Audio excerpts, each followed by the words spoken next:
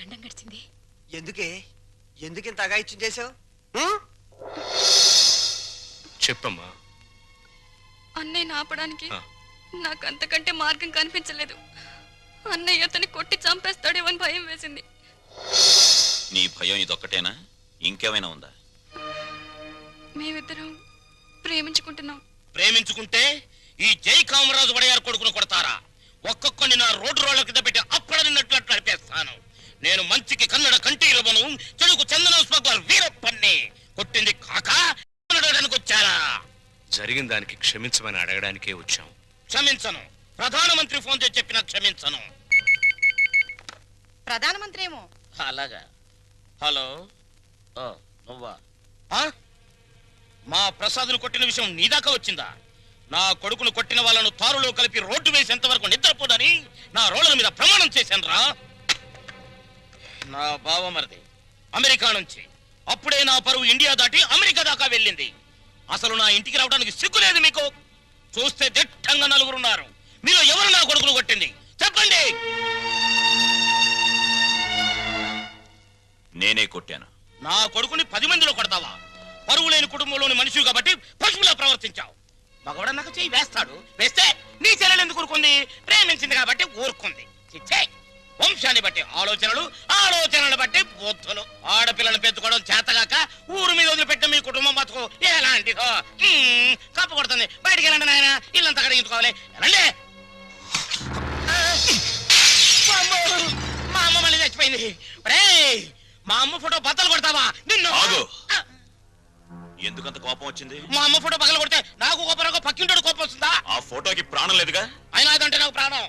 ఎప్పుడో చచ్చిపోయిన మీ అమ్మ ఫోటో పగల కొడితేనే మీకింత ఉలుకొచ్చిందే.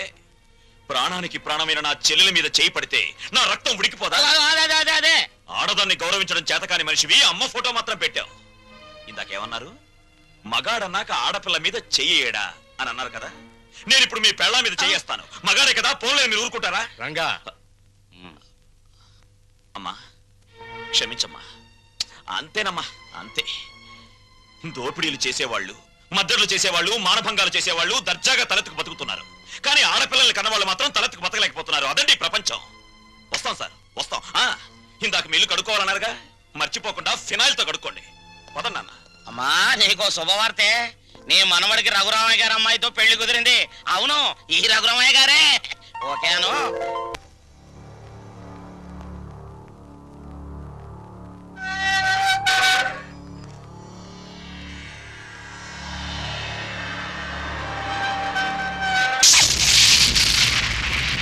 నేను ఇవాళ జైల్లోంచి విడుదలై వస్తున్నాను తెలుసు కూడా వెల్కమ్ చెప్పడానికి ఎందుకు రాలేదే? నాకు ఇక్కడ బోర్డు హోంవర్క్ ఉంది. నువ్వు హోంవర్క్ చేయటం ఏంటి? ఎగతాళిగా మాట్లాడుకో. ఆ రఘురామయ్య గారింటికి మన కూతురు కోడలుగా పంపడానికి ఇక్కడ నేను ఎన్ని తంటాలు పడుతున్నానో నీకేం తెలుసు? నా గర్భశత్రు ఇంటికి నా కూతుని కోడలుగా పంపిస్తావా? మన జీవితానికి విలన్ అనుకున్న వాడింటికి నాగుపావుని వదిలావనుకో, ఊహించుకో.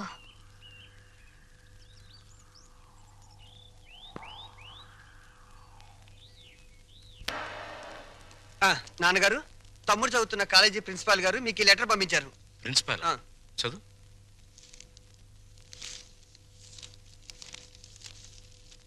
గౌరవనీయులైన రఘురామయ్య గారికి నమస్కారములు. మీ అబ్బాయి రవి గురించి ఒక ముఖ్యమైన విషయం మాట్లాడాలి. బయలుదేరి వస్తే ఒక ఆత్మహత్యను నివారించిన వారు అవుతారు. ఇట్లు భవదీయుడు Bhavani Prasad, principal, MRC college. మీ అబ్బాయి రవి ప్రవర్తన ఏం బాగోట్లేదు. అయితే వాడు మా రవి అయి ఉండడు. తమ పిల్లల గురించి పెత్తండ్రి అలాగే అనుకుంటాడండి. కానీ మీ వాడు సామాన్యుడు కాదు. కొత్తగా చేరిన స్టూడెంట్స్ ని ర్యాగింగ్ చేయటం, ఆడపిల్లల్ని అల్లరి చేయటం, లెక్చరర్స్ ని ఏడిపించడం. మా ప్రిన్సిపాల్ గారిని కూడా ఏడిపిస్తున్నాడండి. ఎస్, మీరు మా వాడి మీద వేస్తున్న అభాండాలు నమ్మలేకపోతున్నామండి. వాట్? నావి అభాండాలా?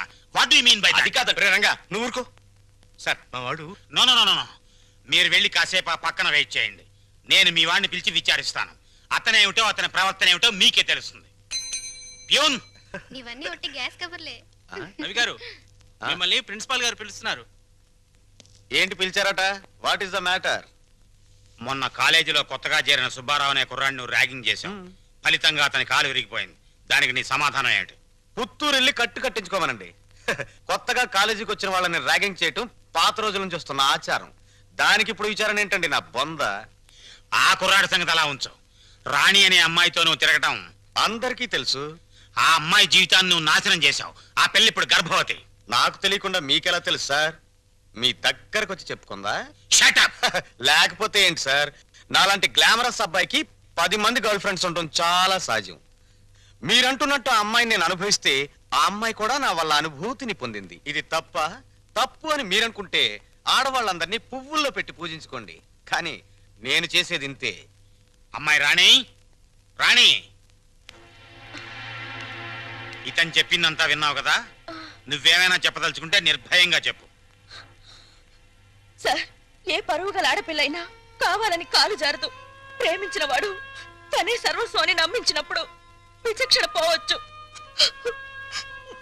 నన్నంత నమ్మించి దుర్మార్గానికి హద్దులు ఉండవని నిరూపించాడు ఈ మహానుభావుడు. ఊరుకోమ్మా, ఊరుకో. ఆ అమ్మాయి అభిప్రాయం, నీ అభిప్రాయం తెలుసుకున్నాను. ఇంకా మీ అమ్మా నాన్నల అభిప్రాయం తెలుసుకోవాలనుకుంటే మా ఇంటికి వెళ్ళండి. వాళ్ళు మన క్యారెక్టర్ కి యూ సర్టిఫికెట్ ఇస్తారు. అక్కర్లేదు. రఘురామయ్య గారు, దయచేయండి. విన్నారా మీ అబ్బాయి మాటలు? అమ్మా, నువ్వు అమ్మాయి పక్కన నిలబడు. చెల్లి, నువ్వు కూడా. రేయ్, ఇప్పటి వరకు నువ్వు ఆడదాని గురించి మాట్లాడిన మాటలు తిరిగి ఒక్కసారి మాట్లాడు. అమ్మా చెల్లి కూడా ఆడవలేరా? మాట్లాడు. అమ్మ చెల్లి దానిలా ప్రవర్తించే మనుషులు కాదు. అవునవును. అటువంటి పవిత్రమైన ఇంట్లో దుర్వాసన కొట్టే మాటలతోనూ చేతలతోనూ నువ్వు ఒక్కడివే పుట్టుకొచ్చావు. ఆ అమ్మాయిని ఏం చేద్దాం అనుకుంటున్నావు? అది కాదు నాన్న, నేను ఆ అమ్మాయిని అనుభవించిన మాట నిజం. కానీ బ్రాతలుగా భావించి అనుభవించాను. నిజంగా ప్రేమించుంటే ఆ అమ్మాయి తల్లి ఎవరు, తండ్రి ఎవరు, సంప్రదాయం ఏంటి అని తెలుసుకున్నాను కదా. అయినా ఆఫ్టర్ ఆల్ దాని గురించి ఆలోచిస్తారేంటి నాన్న? ఆ అమ్మాయిని పెళ్లి చేసుకుంటావా లేదా? అది కాదన్నయ్య. నోరు మీరే దుర్మార్గుడా. ఆ పిల్లకి అన్యాయం చేయకన్నయ్య.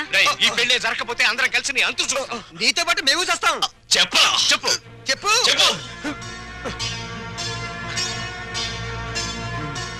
సరే, దండలు తెప్పించండి.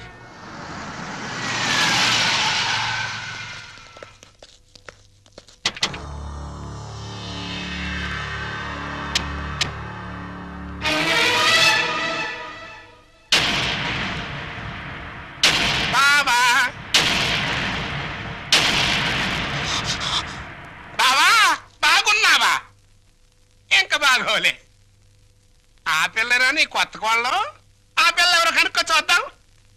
నీ వేలు విడవని మేనకోళ్ళు అంటే నీ సొంత చెల్లెలు సవితికి కూతురు. ఈ నా కీపే నీ కొత్త కోడలికి జన్మభూమి. నీకు గుర్తుందా? అప్పుడప్పుడప్పుడప్పుడు నా ముఖం మీద నా కొడుకు చేత తుమ్మే ఇచ్చావు. ఇప్పుడు నీకు గుర్తొచ్చి ఉంటుందిలే. ఆ ఉమ్ము అప్పుడే తుడుచుకుంటే పోయింది. కానీ ఇప్పుడు నీ మొహం మీద పడబోయి ఉమ్ము లైఫ్ బాయ్ సబ్బుతో తోవుకున్నా లైఫ్ లాంగ్ సరిగిపోకుండా పర్మనెంట్ గా ఫిక్స్ అయిపోతాయి. అరవబకరా నా కొడక. బైక్ లేకుండానే మీ ఫ్యామిలీ అఫేర్ అంతా ఊరంతా తెలిసిపోద్ది. చూడు, ఇయాల నుంచి నా కూతురు జెండా మీ ఇంటి మీద ఎగురుతా ఉంటుందన్నమాట. ఎప్పుడు ఎగరటం మానేస్తాం అప్పుడు జెండా ఎత్తేస్తాం. ఈ గవర్నమెంట్ కూలిపోద్ది. బావా, గడ్డిని తగలబెడటానికి పెద్ద దివిటి అక్కర్లా, చిన్న అగ్గి పుల్ల చాలు. ఆ అగ్గి పుల్లే నీ కోడలు నా కూతురు అన్నమాట. ఈ రోజు నుంచి ది ఎండ్ కార్డు పడేంత వరకు నా డైరెక్షన్ లో ఇవ్వబోయే కొత్త ట్విస్ట్ అన్నమాట. వచ్చిన పని అయిపోయింది, ఇంకొస్తా అన్నట్టు డాక్టర్. నా సన్ ఇన్ లాని లాక్రమే ఆశీర్వాదం తీసుకుని కానీ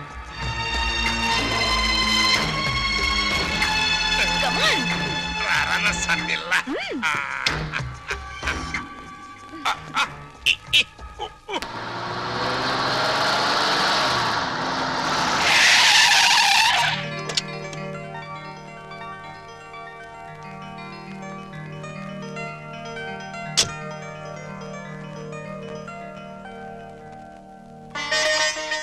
మరి నా ఆడపడుచు లాంఛనమో?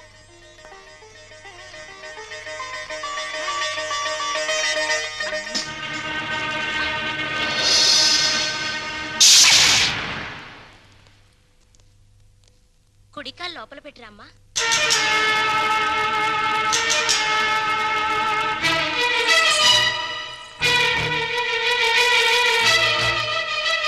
కాదు, కుడికాలు.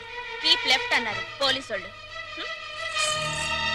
అవునవును, కీపు ఎప్పుడు లెఫ్టే. వైఫే రైటు. ఈ జ్ఞానం ఎప్పుడు వస్తుందో. అత్తా మామలకు నమస్కరించమ్మా.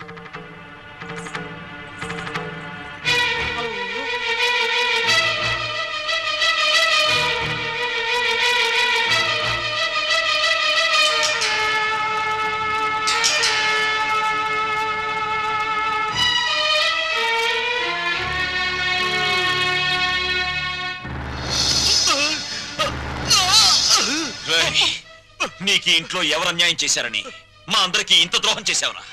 రాణి ఎవరో ముందు నాకు తెలీదు. తెలిసిన తర్వాత ఆ అమ్మాయి లేకుండా నేను బతకలేని తెలిసింది. నన్ను చంపినా సరే నేను మాత్రం రాణినే. రేయ్, రేయ్, ఆపరా. నువ్వు ఈ ఇంట్లో ఎందరినో ఏడిపించాల్సిన డ్యూటీ బోలెడు ఎంత ఉంది. ఏడుపుని ఇక్కడ వేసి చేయకు. వెళ్ళు. అది కదండి. ఈ గొలుసు పెట్టుకో. ఎలాగో గదిలోకి వెళ్ళగానే విప్పదీసేదేగా, అంత మాత్రానికి ఇంత బరువు పట్టుచరు ఎందుకండి? ఏ శుభకార్యమైనా సాంప్రదాయ సిద్ధంగా జరిగితే అది మాకు ముందే జరిగిపోయిందిగా. గడ్డిని తగలబెడటానికి పెద్ద దివిటి అక్కర్లా, చిన్న అగ్గి పుల్ల చాలు. ఆ అగ్గి పుల్లే నీ కోడలు నా కూతురు అన్నమాట.